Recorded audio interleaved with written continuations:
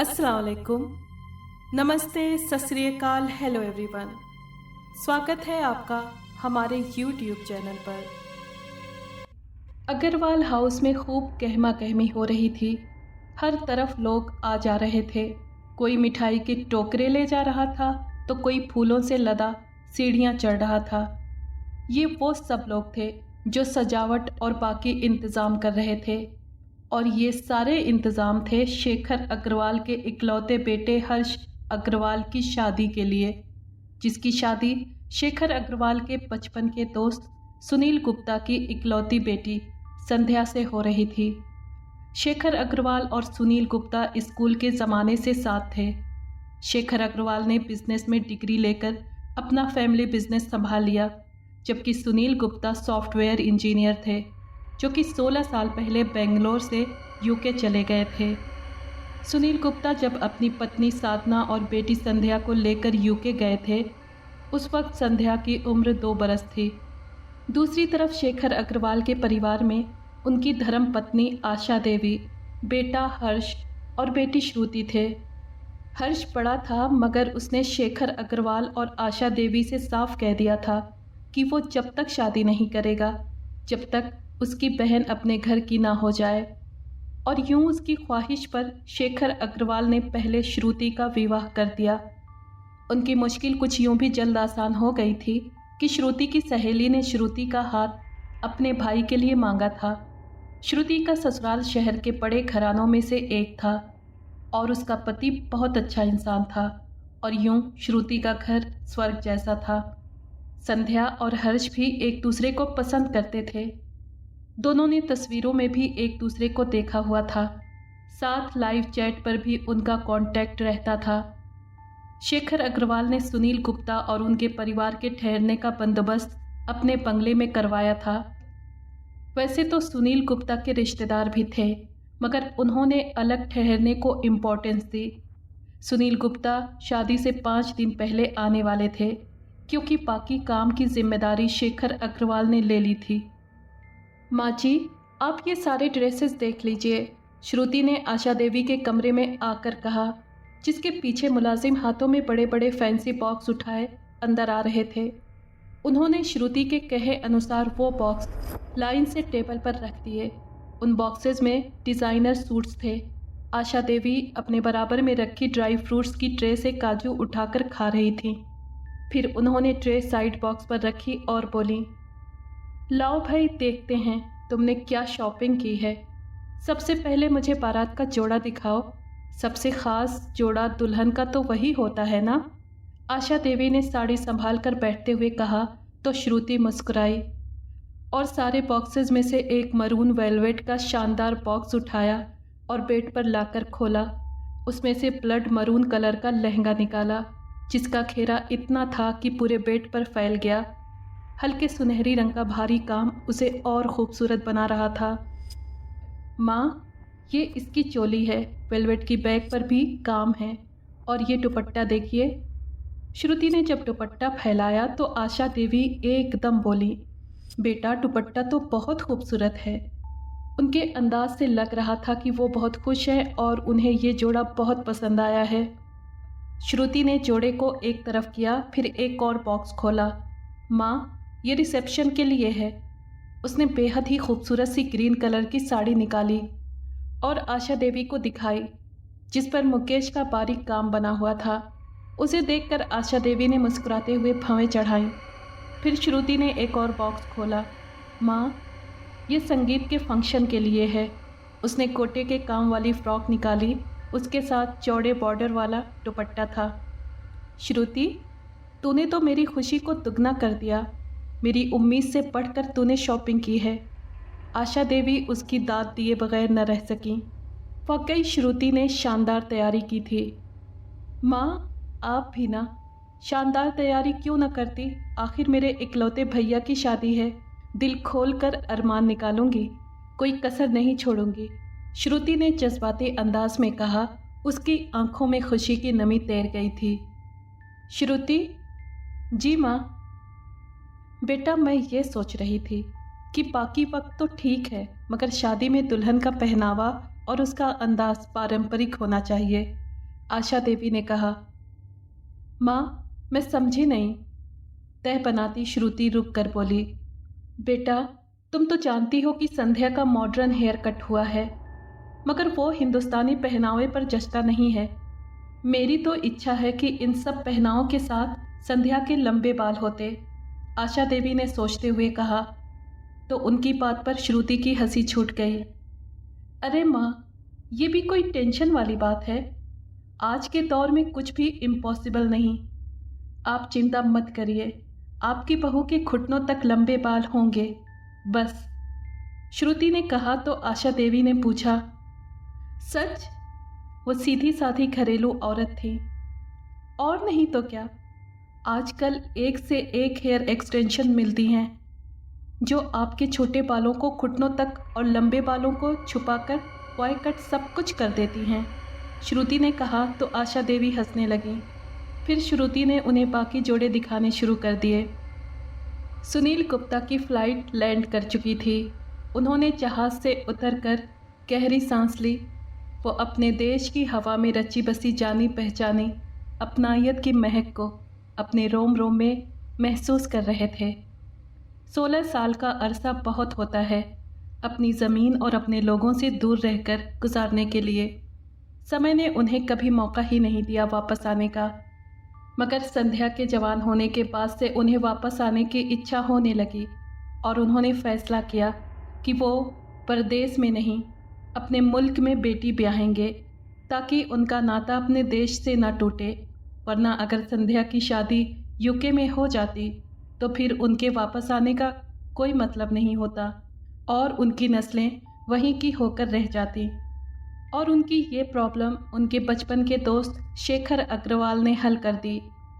शेखर अग्रवाल ने 2-1 चक्कर लगाए थे यूके के, वहीं उन्होंने संध्या को देखकर उसे अपनी बहू बनाने का फ़ैसला कर लिया था।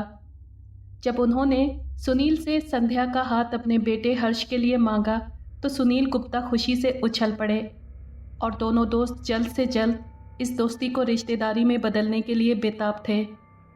गाड़ी मार्केट के सामने रुकी। श्रुति अपना बैग कंधे पर लटकाकर गाड़ी से बाहर निकल आई और ड्राइवर से वेट करने का कहकर मार्केट की तरफ चल दी। मार्केट में दाखिल होकर उसकी नज़रें अलग अलग शॉप्स के नामों पर जमी थीं। वो ग्राउंड फ्लोर पर घूमती रही, मगर उसे उसकी जो चाहिए थी वो शॉप नहीं मिली। फिर वो ऊपरी मंजिल पर गई। वो चलती हुई शॉप के नाम पढ़ रही थी। 4-5 दुकानों के बाद ही उसे जो चाहिए था वो नाम नज़र आ गया। वो यहाँ अपनी दोस्त शांति के बताने पर आई थी।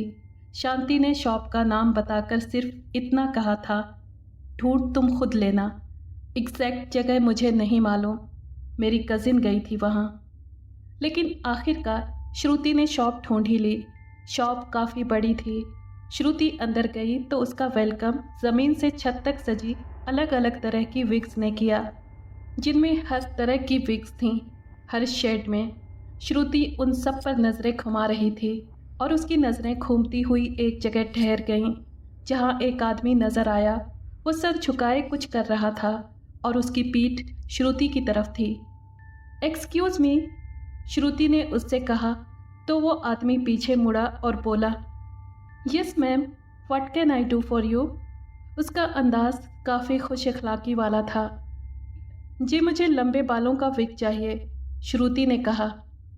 नो प्रॉब्लम मैम, मिल जाएगी, उस आदमी ने कहा और नीचे बैठकर ग्लास काउंटर के नीचे बने पोर्शन में से एक डब्बा निकाला और उसे काउंटर पर रखकर खोला और अंदर से थैली से गोल्डन बालों की विग निकाली और श्रुति के आगे कर दी।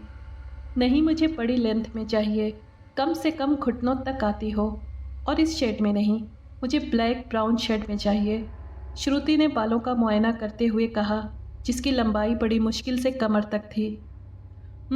लेट मी चेक, उस आदमी ने कहा और नीचे झुककर दोबारा देखने लगा। सॉरी मैम, मेरे पास फ़िलहाल यही है। हाँ, और किसी स्टाइल के हेयर एक्सटेंशन चाहिए या किसी भी तरह के जुड़े, वो मिल जाएंगे, उस आदमी ने कहा। ओ नो, ये तो बहुत गलत हुआ।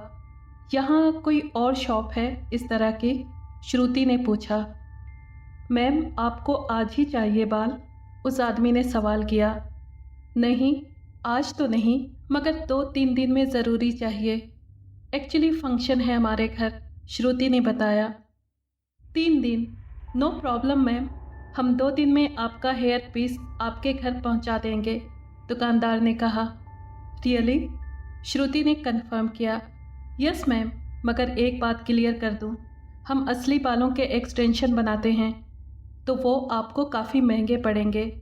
रियल बालों की कॉस्ट लेंथ के हिसाब से बढ़ती जाती है। हाँ, अगर आपको सस्ती चाहिए तो नायलॉन में बनवा लीजिए, दुकानदार ने डिटेल से बताया। नहीं, मुझे रियल बाल ही चाहिए, श्रुति ने कहा और 10,000 एडवांस देकर अपना एड्रेस लिखवा दिया।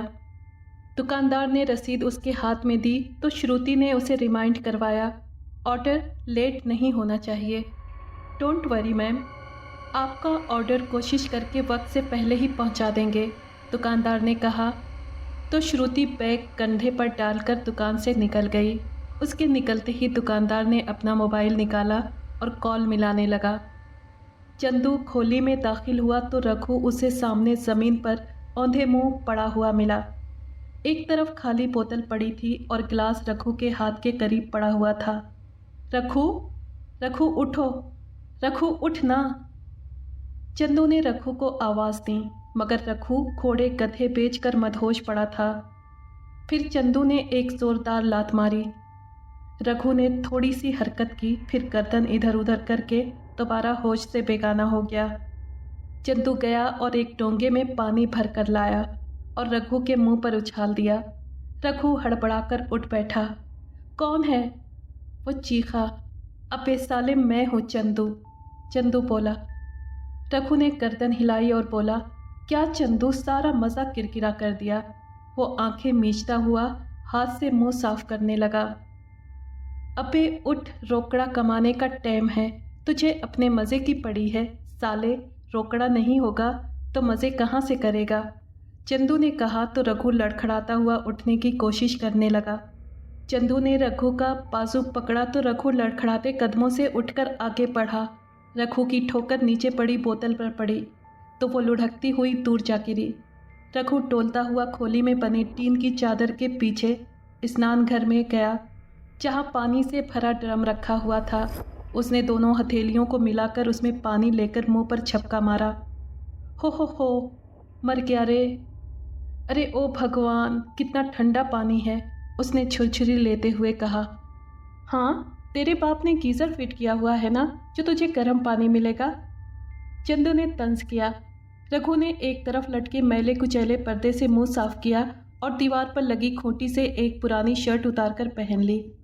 यार, एक बीड़ी तो दे, उसने चंदू से कहा तो चंदू ने घूरते हुए जेब से बीड़ी का पैकेट निकाला और उसे एक बीड़ी दे दी।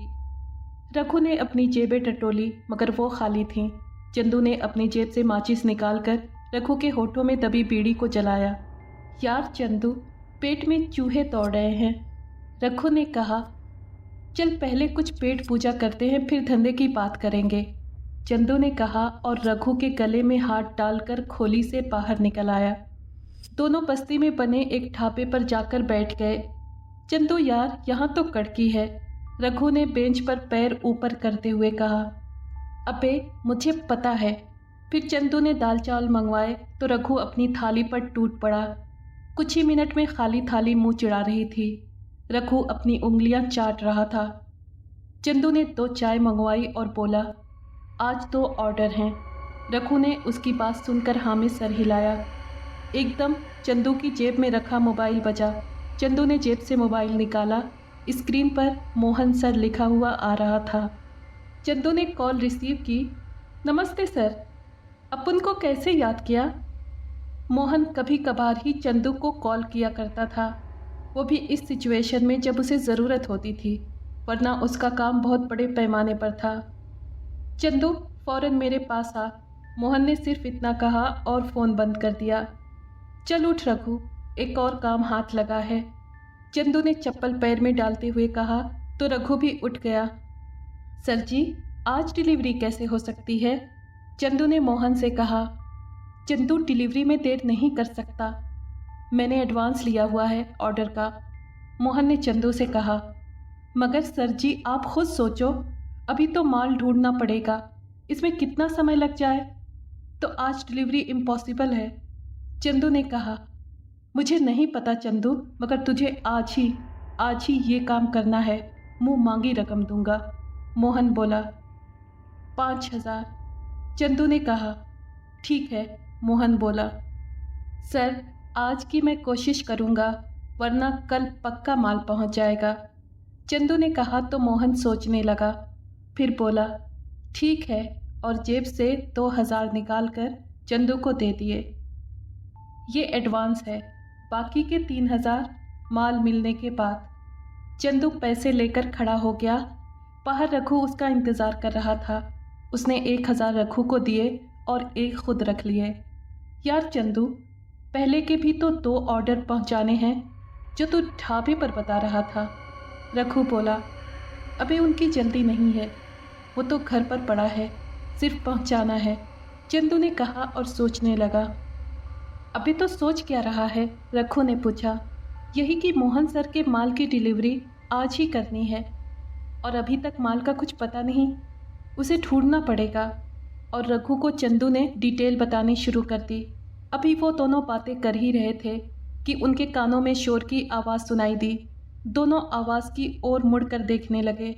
वहाँ काफ़ी सारे लोग सड़क से नीचे कच्चे की तरफ भाग रहे थे और साथ चीख भी रहे थे, पकड़ो पकड़ो पकड़ो, जाने ना पाए बच के। वो दोनों दौड़कर उस तरफ गए। रघु ने एक लड़के से पूछा, क्या हुआ, क्या कोई चोर है?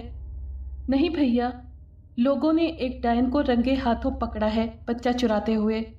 इलाके के 10 बच्चे मिले हैं बगैर कलेजे के, आज तो उसे जलाकर भस्म कर देंगे, उसने कहा और आगे बढ़ गया। चंदू ने रघु को इशारा किया और वो दोनों वहीं रुक गए। चलना चंदू, देखते हैं चल के, रघु बोला। छोड़, अपन क्यों अपना मगज खराब करें, होगी कोई बेचारी गरीब, बड़े लोग अपना काम निकाल कर उनसे अपनी जान छुड़ाने के लिए डायन बनाकर किस्सा तमाम करवाते हैं, चंदू ने कहा। उसका कहना एक हद तक सही था, क्योंकि वो बड़े बड़े लोगों और उनके सपूतों के कारनामों को अच्छी तरह जानता था। चल ऊपर वाले का नाम लेकर धंधे के लिए माल ढूंढते हैं, रघु बोला। तो चंदू उसके गले में हाथ डालकर चल पड़ा। श्रुति ने अगले दिन कॉल करके अपने ऑर्डर के बारे में पूछा तो दुकानदार ने बताया कि अभी ऑर्डर तैयार नहीं है, जैसे ही तैयार होगा फ़ौरन डिलीवरी हो जाएगी, आप चिंता ना करें। मुझे ऑर्डर वक्त पर चाहिए, याद रखिएगा, श्रुति ने कहा और फ़ोन रख दिया। टीन की चादर से बने क्वार्टर को रघु ने बजाया और अंदर से एक औरत की करख्त आवाज़ आई, आजा, खुला हुआ है। दोनों अंदर चले गए। औरत ने कहा, आजा चंदू, तो बड़े दिन बाद आया है। हाँ, तुझे तो पता है कि धंधे के लिए कितने हाथ पैर मारने पड़ते हैं, चंदू बोला। क्या करें, सारा खेल ही धन का है, औरत बोली। फिर उसने पलंग के नीचे से एक बड़ा सा थैला निकाला और चंदू और रघु के आगे रख दिया। कितना माल है, रघु ने पूछा। 10 हैं पूरे, औरत बोली। बड़े हैं, चंदू बोला। नहीं, छोटे हैं, औरत बोली। तो चंदू मायूस हो गया। क्या मुझे आज एक ख़ास माल मिल सकता है? बड़ा, बहुत बड़ा, चंदू ने हाथ से बताया। तो औरत ने सफाई से नामे गर्दन हिला दी। आज तो क्या, अगले 2-3 हफ्तों तक भूल जा। वो क्यों? अरे, लोगों ने सरकार से शिकायत कर दी है, आजकल बहुत सख्ती है, कब्रिस्तान में सिपाही खड़े रहते हैं, औरत ने बताया। तो ये कहाँ से आए? रघु ने थैले की तरफ इशारा करके पूछा। ये तो गरीब घरानों की लौंडियों ने दे दिए हैं, जिन्हें रोटी के लाले पड़े थे, औरत ने बेरहमी से हथेली पर तंबाकू को मसलते हुए कहा। वहाँ से नहीं मिल सकते, चंदू ने उम्मीद से कहा। मैं पहले ही वहाँ से सब समेट लाई हूँ, खेती उगने में समय लगता है, जादू नहीं कि छूमंतर करो और मिल जाए। औरत को गुस्सा आ गया। चंदू ने रुपए गिनकर उस औरत के हाथ पर रखे और वहाँ से उठ गया। अब उसे चिंता हो रही थी। रघु और चंदू बालों का खिनौना धंधा करते थे, उनको बाल यही औरत सप्लाई करती थी। रघु और चंदू इस औरत से बाल लेकर उन्हें महंगा बेचते थे।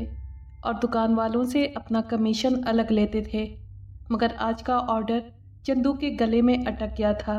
हर तरफ से नाकामी हुई थी, क्योंकि उसने और लोगों से भी मालूम किया था जो इस धंधे में थे। समय बीतता जा रहा था और चंदू की चिंता बढ़ती जा रही थी। यार चंदू, 2-3 हफ्ते तक रुकना होगा तो हमारा क्या होगा? ऐसा करते हैं, बेंगलोर चलते हैं, कहीं और किस्मत आजमाते हैं, रघु ने कहा।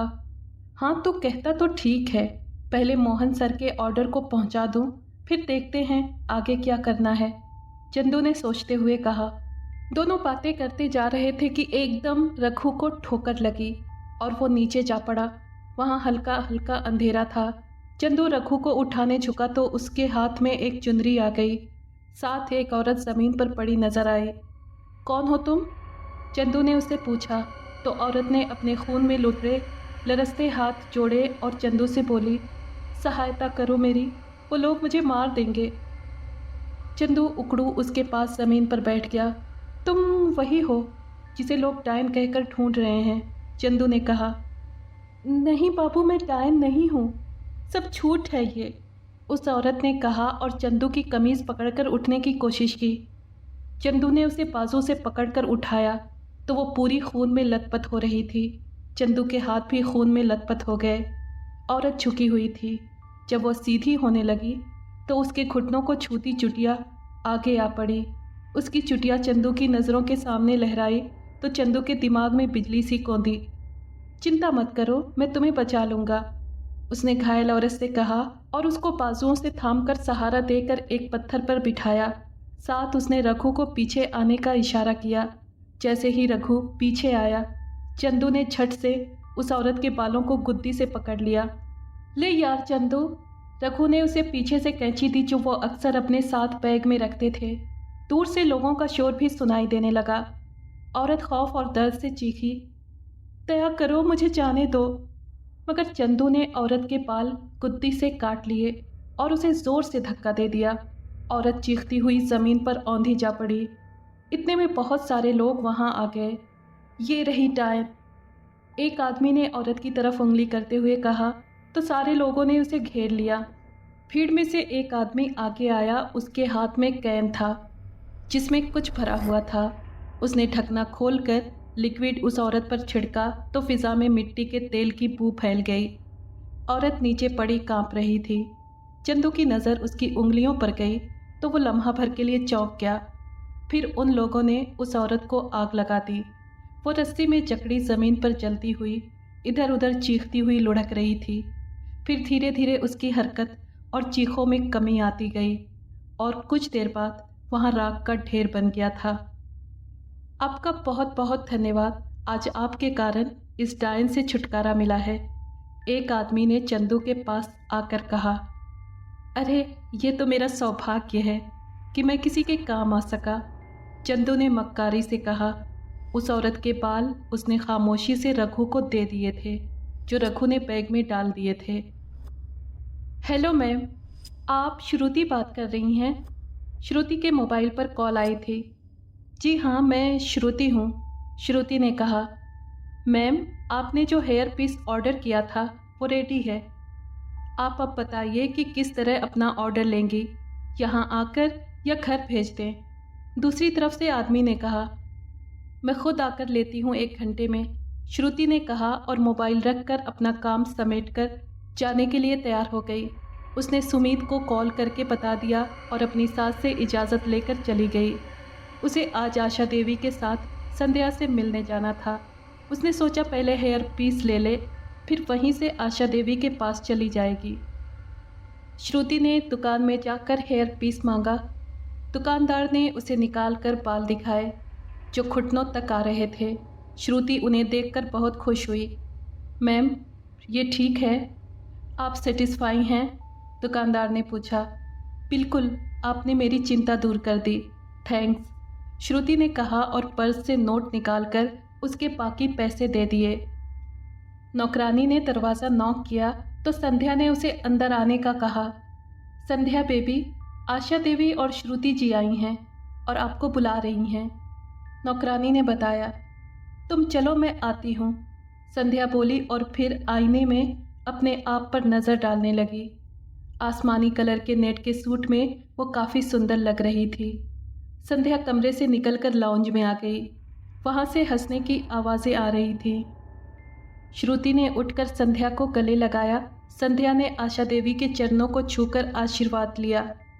संध्या आकर सोफे पर बैठ गई। संध्या, हमें तुमसे एक बात डिस्कस करनी थी, श्रुति बोली तो संध्या उन दोनों की तरफ देखने लग गई। श्रुति बोली, संध्या, माँ की इच्छा है कि तुम शादी में ट्रेडिशनल वे में तैयार हो। और फिर उसने लंबे बाल बॉक्स में से निकाल कर उसे दिखाए और आशा देवी की इच्छा के बारे में बताया। संध्या कुछ देर खामोश रही तो श्रुति और आशा देवी एक दूसरे की तरफ देखने लगीं।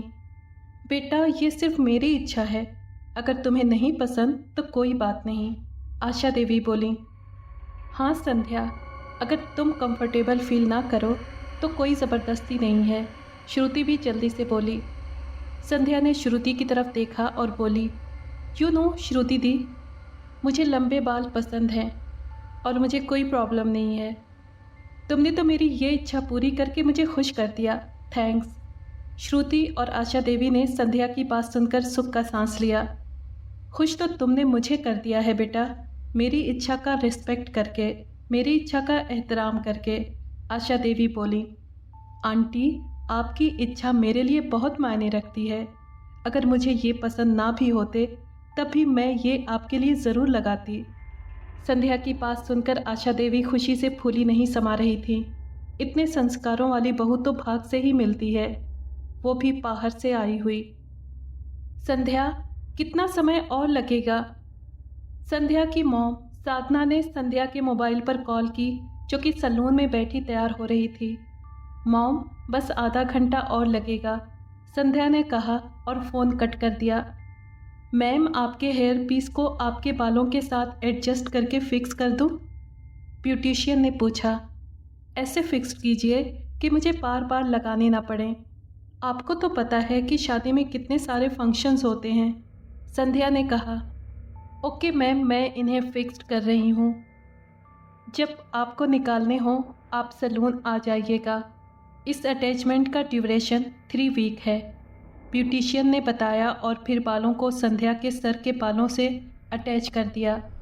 संध्या ने तैयार होकर अपना जायज़ा लिया। बाल बिल्कुल रियल लग रहे थे। गुड, संध्या ने ब्यूटिशियन की तारीफ़ की और घर जाने के लिए गाड़ी में बैठ गई। संगीत शुरू हो गया था। सब लोग एंजॉय कर रहे थे। फ़िज़ा में ठहाकों और बातचीत की आवाज़ें सुनाई दे रही थीं। लड़के और लड़कियां खूब एंजॉय कर रहे थे। संध्या को स्टेज पर लाकर बिठा दिया गया और रस्में शुरू हो गईं। संध्या को अपने सर के पिछले हिस्से में सनसनाहट सी महसूस हुई, मगर उसने ज़्यादा ध्यान नहीं दिया। फिर गाने का दौर चल पड़ा। दोनों तरफ लड़कों की टीम और लड़कियों की टीम में कांटेदार मुकाबला हो रहा था। कोई हार मानने को तैयार नहीं था। फिर बड़ों ने आकर खाने का कहकर मुकाबला ख़त्म करवाया, वरना इसमें पूरी रात बीत जाती। मेहमान खाने में बिजी थे।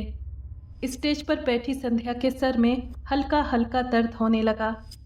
उसने श्रुति को इशारे से बुलाया। फिर उसने श्रुति के कान में कहा तो वो परेशान हो गई और बोली, पहले मैं तुम्हारे लिए खाना लाती हूँ, फिर पेन किलर देती हूँ। संध्या ने हाँ में गर्दन हिलाई। श्रुति प्लेट में खाना ले आई और उसे खिलाने लगी। संध्या ने थोड़ा सा ही खाया, फिर श्रुति ने उसे पेन किलर दे दी। बराबर में बैठे हर्ष ने मौका देखकर संध्या की तारीफ करने में देर नहीं लगाई। संध्या चूड़ीदार फ्रॉक में बहुत सुंदर लग रही थी। सबने उसे इस तरह के पहनावे में आज पहली दफ़ा देखा था। उसके लगाए लंबे बाल चुटिया की शक्ल में आगे एक तरफ पड़े थे, जिनमें मोतिया की कलियां लगी थीं। दर्द तो वक्ती तौर पर कम हो गया था, मगर संध्या अपने आप को लेज़ी फील कर रही थी। फंक्शन आधी रात को ख़त्म हुआ। हर्ष और उसके घर वाले चले गए। संध्या अपने कमरे में आकर धम से बेड पर गिर गई। उसमें कपड़े चेंज करने की भी हिम्मत नहीं थी। साधना जी उसको देखने आई तो संध्या ऐसे ही लेटी हुई थी। बेटा चेंज नहीं किया, उन्होंने उसके सर पर हाथ फेरते हुए कहा। मॉम हिम्मत नहीं हो रही, थक गई हूँ बहुत, उसने कहा तो साधना जी उसके कहने उतारने लगी। फिर उसके कपड़े अलमारी से निकालकर बेड पर ही रख दिए और चेंज करने का कहकर चली गईं। संध्या ने बड़ी मुश्किल से हिम्मत जमा करके कपड़े चेंज किए। अगर वो भारी कामदार कपड़े नहीं होते तो वो उन्हीं में सो जाती। कपड़े चेंज करके वो बिस्तर पर गई। उसका सर बेइंतहा भारी हो रहा था।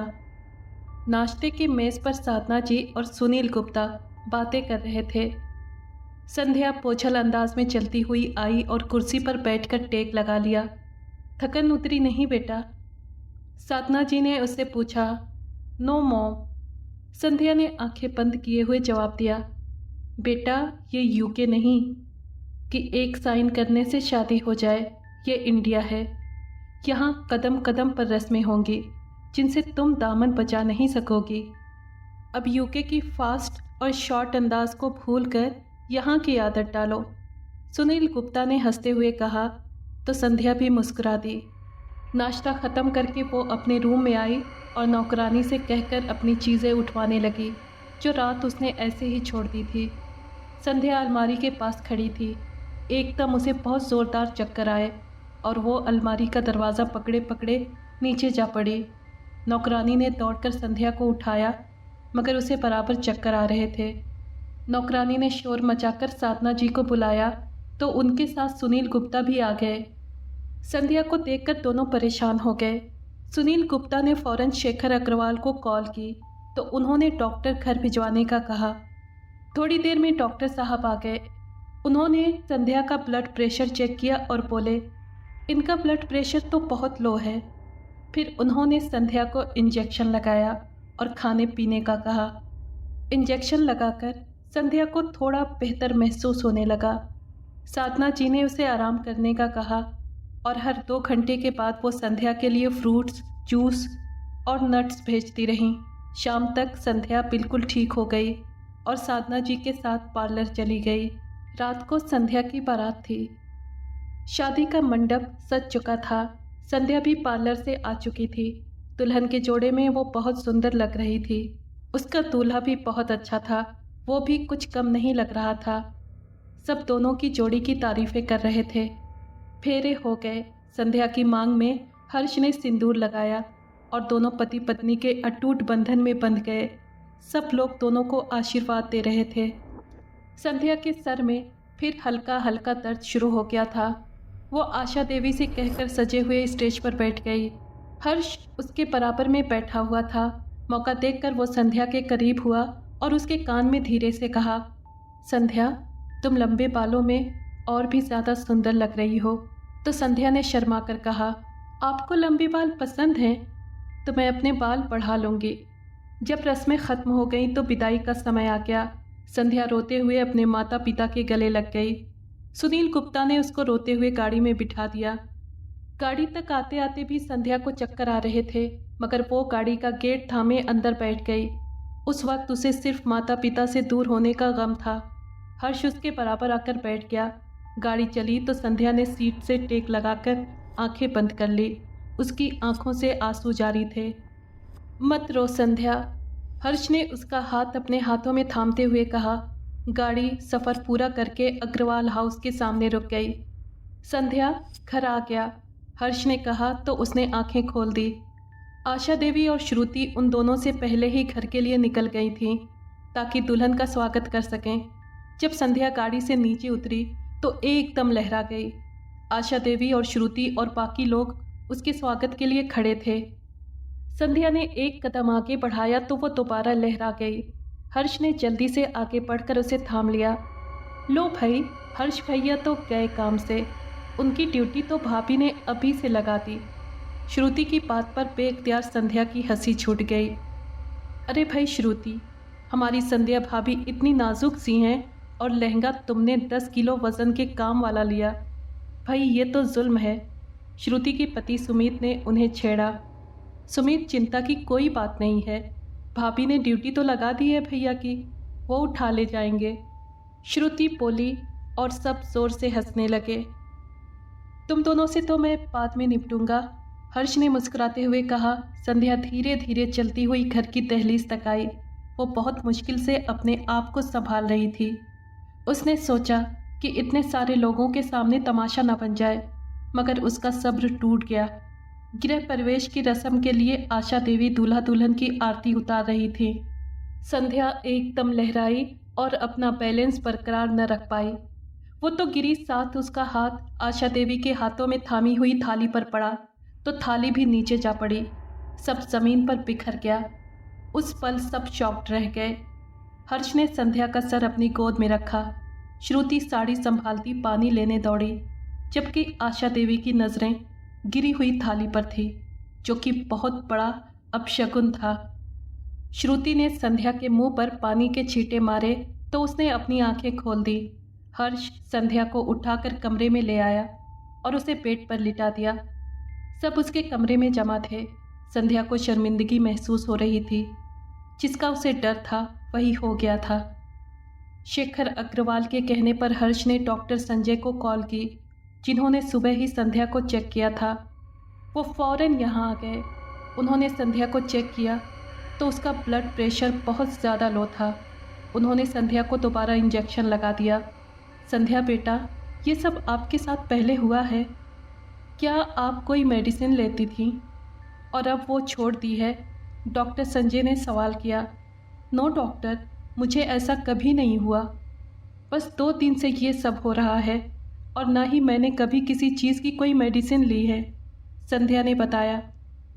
डॉक्टर ने कुछ टेस्ट लिखकर हर्ष को दिए और कहा, ये टेस्ट करवाइए तो पता चलेगा कि ऐसा क्यों हो रहा है। संध्या ने सुनील गुप्ता और साधना जी को बताने से मना कर दिया, क्योंकि वो पहले ही बेटी की जुदाई से दुखी थे। साधना और सुनील गुप्ता नाश्ते के साथ संध्या से मिलने अग्रवाल हाउस पहुंच गए। संध्या की तबीयत बोझल हो रही थी। उसके सर में कुछ हो रहा था जो वो अपने लफ्ज़ों में बयान नहीं कर पा रही थी, मगर उसने अपने माता पिता के सामने खुद को नॉर्मल रखा। वो दोनों उसे देखकर खुश हो रहे थे। संध्या बेटा, लो ये shake P low, Asha Devi ने ग्लास उसकी ओर बढ़ाते हुए कहा तो उसने शुक्रिया के साथ ले लिया। हर्ष उसके बराबर बैठा नाश्ता कर रहा था। बेटा, आप चलेंगे हमारे साथ? सुनील गुप्ता ने हर्ष और संध्या की तरफ देखकर पूछा तो हर्ष रुक कर बोला, uncle, if you don't mind, मैं संध्या को दोपहर में छोड़ दूंगा। अभी मेरे कुछ फ्रेंड्स आएंगे मिलने। कोई बात नहीं बेटा, जैसे आप दोनों को इजी लगे, उन्होंने कहा और फिर कुछ देर में वो लोग चले गए। दरअसल हर्ष संध्या को टेस्ट करवाने ले जा रहा था। संध्या ने टेस्ट करवाए और सैंपल दे दिए। रिपोर्ट्स शाम तक मिलनी थी। हर्ष ने संध्या को उसके माता पिता के घर छोड़ दिया। शाम को उसने संध्या की रिपोर्ट्स लैब से कलेक्ट की और सीधा संजय शर्मा के पास ले गया।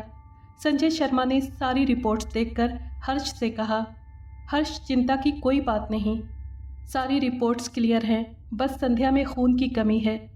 मैं दवा लिख रहा हूँ, तुम ये शुरू कर दो, संध्या ठीक हो जाएगी। संजय शर्मा की बात सुनकर हर्ष की चिंता ख़त्म हो गई। हर्ष वहाँ से संध्या के घर गया और डिनर करके दोनों घर आ गए। सब संध्या की रिपोर्ट्स देखकर मुतमईन हो गए।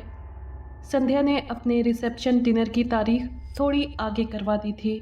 उसका कहना था कि वो दवा खाकर थोड़ा फिट हो जाए तो फिर वो भी इंजॉय कर सकेगी। शादी के 5 दिन बाद उनका रिसेप्शन डिनर था, जो कि अब आगे बढ़ा दिया गया था। 3 दिन गुजरे। संध्या ने सुबह बिस्तर से उठने की कोशिश की तो उससे उठा ही नहीं गया। हर्ष ने संध्या को उठाकर बेड से टेक लगाकर बैठा दिया। वो संध्या को देखकर चौंक गया। उसका रंग हल्दी की तरह पीला हो रहा था। आंखों के आसपास काले घेरे भी हो रहे थे। संध्या बराबर अपनी मेडिसिन ले रही थी, मगर फिर भी उसकी ये हालत होना सबको चिंता में डाल रहा था। डॉक्टर के इंस्ट्रक्शन पर संध्या को ब्लड चढ़ाया गया, जिससे संध्या नॉर्मल होने लगी। वो अब देखने में भी सही लग रही थी। चेहरे पर सुर्खी भी आ गई थी। 2 दिन बाद रिसेप्शन डिनर था, जो पहले आगे बढ़ा दिया गया था। हर कोई उसकी तैयारी कर रहा था। संध्या खुद भी बहुत एक्साइटेड थी, क्योंकि वो पहली बार साड़ी पहनने वाली थी। उस रोज़ संध्या बहुत सुंदर लग रही थी।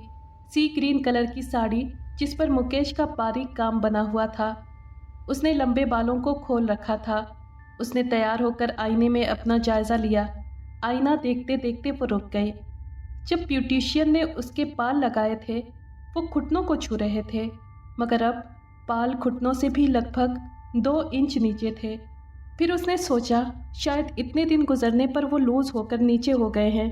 फिर वो तैयार होकर सबके साथ आ गई। डिनर बहुत शानदार और बड़े पैमाने पर था। सब लोग संध्या को फ्रेश देखकर खुश हो रहे थे। खिलती हुई रंगत, दमकता चेहरा और संध्या की मुस्कुराहट, साधना और सुनील गुप्ता भगवान का शुक्र अदा कर रहे थे। बाद में हर्ष ने उन्हें संध्या में खून की कमी का बता दिया। संध्या ने अपनी तबीयत की वजह से अपने जीवन के सबसे अहम दिनों में खुशियों से दूर रहकर समय बिताया था, मगर अब सब सही था। संध्या सो रही थी। एकदम उसके दिल की धड़कन बेकाबू होने लगी। वो नींद में सर इधर उधर करने लगी। उसके सर में अचानक तकलीफ होने लगी, जिससे उसकी आंख खुल गई। हर्ष, वो बड़ी मुश्किल से बोल पाई। हर्ष की आंख उसकी आवाज़ पर खुल गई। संध्या ने दोनों हाथों से अपना सर थाम रखा था। हर्ष ने गिलास में पानी डाला और संध्या के होठों से लगाया। पानी पीकर संध्या पेट पर टेक लगाकर बैठ गई। उसके सर में धमाके हो रहे थे। संध्या, तुम मेडिसिन तो ले रही हो ना? हर्ष ने सवाल किया।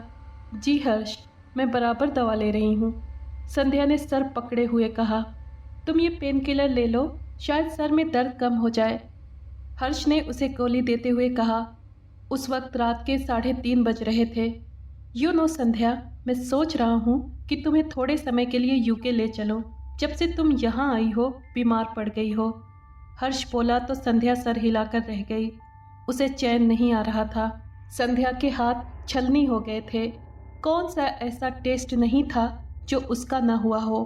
बड़े से बड़े डॉक्टर्स ने उसे देखा, मगर सिवाय खून की कमी के कुछ नहीं था। मगर इस अरसे में संध्या को काफ़ी खून चढ़ चुका था, मगर खून की कमी थी कि पूरी नहीं हो पा रही थी। संध्या का बॉडी फंक्शन बिल्कुल ठीक काम कर रहा था। उसके जिस्म में नया खून भी बन रहा था। तो फिर आखिर ऐसा क्यों हो रहा था? इसका जवाब किसी भी डॉक्टर के पास नहीं था। कुछ रोज़ बाद अचानक संध्या की तबीयत बहुत बिगड़ गई। उसको हॉस्पिटल में एडमिट कर लिया गया। उसके ब्लड की परसेंटेज मरने की हद तक नीचे आ गई थी। उसे फ़ौरन ब्लड चढ़ा दिया गया। साधना और सुनील गुप्ता सकते की हालत में थे। फिर उन सब ने फ़ौरन अब्रॉड जाने का फ़ैसला कर लिया। संध्या हर्ष के साथ वो चारों भी जा रहे थे। उनके टिकट्स कंफर्म हो गए थे। संध्या लेटी हुई थी। उसे देखकर हर्ष को डर लग रहा था। वो बिल्कुल ढांचा बन गई थी। सफ़ेद होंठ, आँखों के आसपास गड्ढे और पीली रंगत। उसका एक हाथ हर वक्त सर के पिछले हिस्से में रखा होता। संध्या को सर में हर लम्हा जलजला सा महसूस होता था। उसके सर से पैर तक टेस्ट हो चुके थे, मगर रिपोर्ट्स में कुछ नहीं आता था। हर्ष संध्या के पास आया और उसका हाथ अपने हाथों में लेकर बोला, चुप क्यों हो संध्या? देखना, लंदन की आबो हवा से तुम अच्छी हो जाओगी। वहाँ तुम्हारे फ्रेंड्स भी हैं जिनसे तुम मिलोगी तो अच्छा लगेगा तुम्हें। हर्ष, मैं ठीक तो हो जाऊंगी ना? संध्या ने बेचारगी से कहा। उसके अंदाज में जाने क्या था कि हर्ष का दिल रो पड़ा। उसे संध्या पर तरस आ रहा था। ऑफ कोर्स डार्लिंग, तुम बिल्कुल ठीक हो जाओगी। वहाँ एक से एक डॉक्टर्स हैं। यहाँ किसी की समझ में नहीं आ रहा। तुम देखना, वहाँ जाकर तुम पहले की तरह हो जाओगी। हर्ष ने उसका हाथ थामे हुए कहा। उसकी नज़रें नीची थीं, क्योंकि वो नहीं चाहता था कि संध्या उसकी आंखों की नमी देखकर हिम्मत हार जाए। इस वक्त उसे हर्ष की ज़रूरत थी। भगवान करे कि तुम जो कह रहे हो वैसा ही हो। मगर हर्ष, जाने मेरे सर में कुछ हो रहा है जो कि इन डॉक्टर्स की नज़र में नहीं आ रहा। मेरी बात का यकीन है ना तुम्हें? संध्या बोली। संध्या माई स्वीट हार्ट, मुझे तुम्हारे हर लफ्ज़ पर यकीन है। अब हम बाहर जा रहे हैं ना, वहाँ जाकर डॉक्टर्स से डिस्कस करेंगे, ओके? हर्ष ने उसे तसल्ली देते हुए कहा। हर्ष, मेरे कारण तुम्हारे जीवन से खुशियाँ चली गईं। इससे बेहतर तो था तुम किसी और से शादी कर लेते, संध्या ने रोते हुए कहा। संध्या, स्टॉप इट। मैंने तुमसे शादी खुद की है। तुमसे बेहतर मेरी जीवन साथी और कोई हो ही नहीं सकती, समझी तुम? हर्ष ने उसकी तरफ देखते हुए जज्बाती अंदाज से कहा। हर्ष, अगर मेरी मृत्यु हो जाए तो तुम प्लीज़ मॉम डैड का ख्याल रखना। संध्या के इस जुमले पर हर्ष को गुस्सा आ गया। शट अप संध्या, बंद करो अपनी ये फजूल बातें। और मेरा दिमाग ख़राब मत करो। मैं पहले ही बहुत परेशान हूँ तुम्हारी तबीयत को लेकर। ओके पापा, आई एम सॉरी। अब नहीं करूँगी ऐसी बात, और न तुम्हें कभी तंग करूँगी, संध्या ने कहा और लंबी लंबी सांस लेकर आंखें मूंद ली। संध्या उठ जाओ, तुम भी क्या याद करोगी कि तुम्हारे पति देव तुम्हारे लिए अपने हाथों से नाश्ता बनाकर लाए हैं। हर्ष ट्राली लेकर कमरे में दाखिल होकर बोला, मगर संध्या ने आंखें नहीं खोली। उठ जाओ संध्या, 10 बज रहे हैं, भूल गई क्या? आज के टिकट्स हैं जाने के, 2-3 चीज़ें अब भी हैं पैक करने को। तुम जल्दी से नाश्ता कर लो, मैं वो निपटा दूँ, हर्ष ने बेड पर बैठते हुए कहा। मगर संध्या सोती रही। यार तुम्हारी दवाओं में नींद भी तो होती है, मगर आज तो तुम्हें जाना है, इसलिए उठो अब। हर्ष ने हाथ बढ़ाकर संध्या का हाथ थामा। संध्या का हाथ बर्फ की तरह ठंडा हो रहा था। हर्ष चौंक गया। संध्या, उसने आवाज़ दी, मगर संध्या बेसुध पड़ी रही। हर्ष ने अपना सर संध्या के सीने पर रखकर उसकी धड़कन सुनी, मगर वहाँ बिल्कुल सन्नाटा था। संध्या, वो इतनी ज़ोर से चीखा कि आवाज़ आकाश तक पहुँच जाए। उसकी आवाज़ सुनकर शेखर और आशा दौड़ते हुए आए। क्या हुआ हर्ष? शेखर अग्रवाल बोले। संध्या, उसने सिर्फ इतना कहा। आशा देवी ने आगे बढ़कर संध्या को आवाज़ दी, फिर उसे झिंझोड़ा, मगर वो होती तो रिस्पॉन्स देती। शेखर अग्रवाल ने फ़ौरन डॉक्टर संजय को कॉल की। वो भी पहुंच गए। उन्होंने संध्या की नब्ज़ चेक की, आंखों को देखा और अफसोस से सर झुका लिया। संध्या बेटा अब हम में नहीं रही। मगर कैसे डॉक्टर? रात ही तो हमारी डिटेल बात हुई है। संध्या बिल्कुल ठीक बात कर रही थी। हर्ष रोते हुए बोला, बेटा संध्या को गुजरे कई घंटे गुजर चुके हैं, बल्कि मेरा ख्याल है तुम्हारी बातचीत के कुछ समय बाद ही। डॉक्टर संजय ने जुमला अधूरा छोड़ दिया। शेखर अग्रवाल ने श्रुति और सुमित को कॉल की। वो दोनों दौड़े चले आए। उन लोगों की हिम्मत नहीं हो रही थी साधना और सुनील को ये खबर सुनाने की। फिर सुमित ने हिम्मत करके उन दोनों को कॉल की। उनके तो कदमों तले से ज़मीन ही खींच ली थी। सुमित की बात सुनकर साधना देवी नंगे पैर चली आईं दौड़ती हुई। वो पागलों की तरह चीख रही थीं, संध्या संध्या। उनकी हालत देखकर सब रो पड़े। वो संध्या को झिंझोड़ रही थीं, संध्या उठो मेरी जान, देखो मॉम आई हैं। आशा देवी ने उन्हें कांधों से पकड़कर उठाया तो वो बोली, देखिए ना भाभी, संध्या उठ नहीं रही, आप कहिए, आपकी बात ज़रूर मानेगी। आशा देवी ने खींचकर उन्हें गले लगा लिया और दहाड़े मारकर रोने लगी। शेखर और सुमित सुनील और हर्ष को संभाल रहे थे। ये सब क्या हुआ, कैसे हुआ, किसी को समझ नहीं आ रहा था। सब लोग शॉक थे।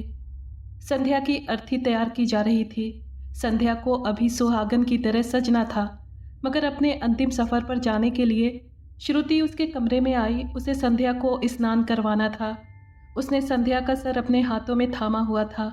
उसने संध्या को उठाना चाहा तो उसके लंबे बाल आगे झूल गए। ओ, ये तो निकाले ही नहीं।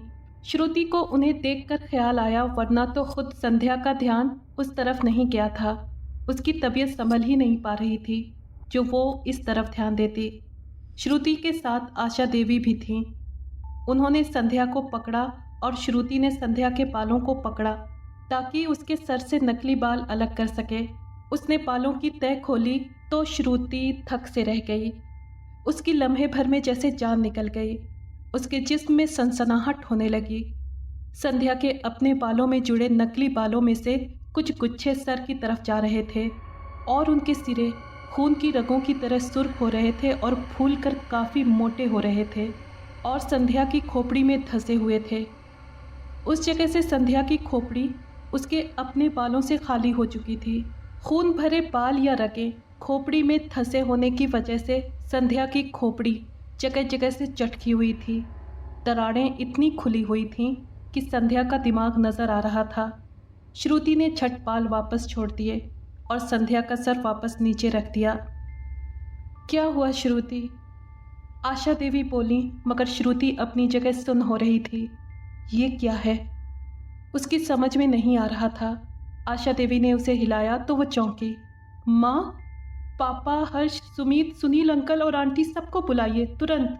श्रुति ने डरे अंदाज में कहा तो आशा देवी हैरान नज़रों से उसे देखती बाहर की तरफ दौड़ पड़ी। फिर उनके साथ सब कमरे में दाखिल हुए। क्या हुआ श्रुति? हर्ष बोला। श्रुति ने सबको संध्या का सर दिखाया तो सब अपनी अपनी जगह जैसे जम से गए। कहा था मुझसे संध्या ने कि हर्ष, मेरे सर में कुछ हो रहा है, और हम टेस्टों के चक्कर में पड़े रहे। एक मर्तबा भी उसके सर में नहीं देखा। हर्ष दोबारा रोने लगा। अंकल, मुझे तो ये कोई और ही चक्कर लग रहा है, सुमीत बोला। क्या मतलब बेटा? सुनील गुप्ता बोले। ठहरिए, मैं एक आदमी को जानता हूँ, उसे बुलाते हैं तो पता चल जाएगा कि आखिर मामला क्या है, सुमित बोला और वहाँ से चला गया। वो आदमी कमरे में आया नंगे पैर। उसका अंदाज आम आदमियों से ज़रा अलग था। गले में माला, माथे पर तिलक और लंबी चोटी। उसने संध्या के बालों को सिर्फ छुआ और चौंक कर पीछे हट गया और बोला, जितनी जल्दी संभव हो इस बच्ची का अंतिम संस्कार कर दो। मगर बात क्या है? क्या हुआ मेरी पत्नी के साथ? हर्ष बोला। वो उसकी बात सुनकर बोला, डायन के बालों ने मारा है तेरी पत्नी को। उस आदमी की बात सुनकर सब हक्का बक्का रह गए। श्रुति की नज़र संध्या के नकली बालों पर गई तो वो चौंक गई। जब उसने वो बाल लिए थे तो वो घुटनों तक आ रहे थे, मगर वो अब बिस्तर पर फैले संध्या के घुटनों से नीचे जा रहे थे। डायन के बाल? शेखर अग्रवाल बोले। हाँ, इस बच्ची के सर में डायन के बाल हैं। डायन की सारी शक्ति उसके बालों में होती है। ये बाल जिंदा डायन के शरीर से अलग किए गए हैं, तो ये उस समय से जिंदा हैं और इस बच्ची के खून से अपनी प्यास बुझाकर अभी तक जीवित हैं। इसी कारण इस बच्ची की मृत्यु हुई है। उस आदमी ने कहा तो सबको सांप सूंघ गया। जब ही तो संध्या में लगातार खून की कमी हो रही थी। उसका सारा खून डायन के बाल चूस रहे थे। वो आदमी रुक कर बोला, इन बालों को तुरंत नष्ट करना होगा, वरना ये किसी और को अपना शिकार बना लेंगे। आपकी बच्ची के शरीर से आखिरी खून का कतरा चूस कर ये खुद ब खुद उसके सर से अलग हो जाएंगे। इन बालों को तो नष्ट करना ही होगा, साथ उन हेयर पीस वालों को भी कानून की पकड़ में लाना होगा, ताकि हमारी तरह किसी और की बच्ची अपनी जान न दे दे। शेखर अग्रवाल ने कहा। जो आपको उचित लगे आप कीजिए, सुनील गुप्ता बोले। उस आदमी ने अपने कांधे पर लटके थैले से एक धागा निकाला और फिर श्रुति से बोला, इस धागे को बच्ची के बाल और डायन के बालों को मिलाकर गांठ बांध दो। श्रुति ने उसके कहने के मुताबिक ऐसा ही किया। ये धागा किस लिए है? आशा देवी ने पूछा। ये पवित्र और शक्तिशाली धागा है। इस धागे की शक्ति इन बालों को बच्ची के शरीर से अलग नहीं होने देगी, उस आदमी ने बताया। फिर संध्या की अर्थी तैयार करके उसे शमशान घाट ले जाया गया और फिर सिसकियों और आहों के साथ उसकी चिता को अग्नि दे दी गई। चिता को अग्नि मिलते ही संध्या के बालों ने लहराना शुरू कर दिया। वो बार बार ऊपर उठते और फिर संध्या के शरीर पर जा गिरते। ऐसा लगता कि कोई अनदेखी ताकत ने उन्हें खींचा हुआ हो। चिता जलना शुरू हुई और चिता जलती रही और फिर राख का ढेर बन गई। शेखर अग्रवाल ने अपने दोस्त डीएसपी मिश्रा जी से बात की। उन्होंने उस दुकान पर छापा मारा और छानबीन में रघु और चंदू समेत उनके पूरे गिरोह को पकड़ लिया, जिनकी तलाश पहले से पुलिस को थी। सुनील और साधना वापस लंदन चले गए। आए तो वो यहाँ दोबारा बसने थे, मगर यहाँ रहकर वो संध्या को याद करके तकलीफ़ में रहते। हर्ष भी कुछ दिनों के लिए उनके साथ चला गया, जबकि शेखर, आशा देवी और श्रुति गुजरे दिनों की अच्छी यादों के सहारे संध्या के बिछड़ने के गम को दूर करने की कोशिश कर रहे थे। अगर आपको ये कहानी पसंद आई है तो प्लीज़ लाइक और शेयर करें और कमेंट बॉक्स में अपनी राय का इजहार कीजिए।